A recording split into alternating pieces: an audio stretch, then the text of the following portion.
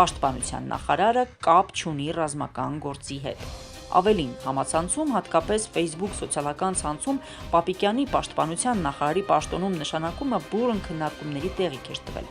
Օգտատերերը հիմնականում հիշեցնում էին Սուրեն Պապիկյանի ծառայության տարիներին սպային դանակահարելու եւ այդ մեղադրանքով դատապարտված լինելու հանգամանքը։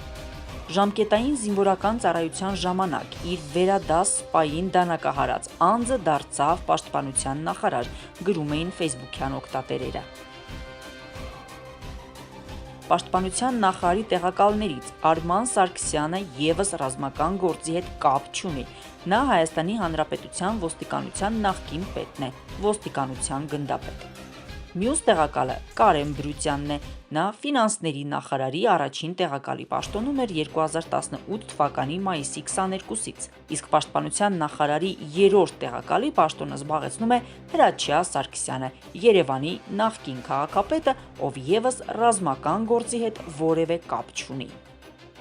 Ուժային կառույցները, ներքին գործերի նախարարությունը, գլխավոր դատախազությունը, արդարադատության նախարարությունը, արտաքին հետախուզությունը ղեկավարում են երիտասարդ կանայք՝ Արփինե Սարգսյան, Սրփուհի Գալյան, Աննա Վարդապետյան, Քրիստինե Գրիգորյան։ Հարց է՝ կարիերայի թռիչքաձև աճ գրանցած այս երիտասարդ կանայք արդյոք բավարար փորձառություն եւ արիություն ունեն նման կառույցներ ղեկավարելու համար։ Այս ոչ կոմպետենտ նշանակումները ուժային բլոկում ծրագրավորված թուլացնում են մեր դիմադրողականությունը, որ պատրաստ չլինենք դիմադրության թուրքական ցեղասպան մեքենայի դեմ։ Նրանց գումարենք նաև կրթության, գիտության, մշակույթի ու սպորտի թրքահապատակ նախարարին, ինչպես նաև առողջապահության նախարարին, որը բացի առողջապահության համաշխարհային կազմակերպության ցուցումներից ոչինչ չի անում։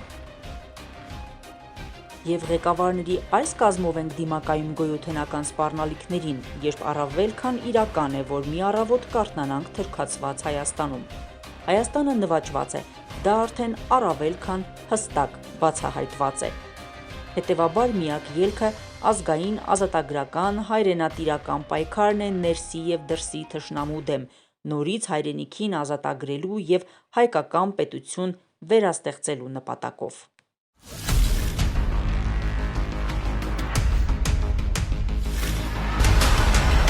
Բացահայտումը տեղի կունենա Արդար Հայեմի եթերում ամեն չորեքշաբթի ժամը 20-ին։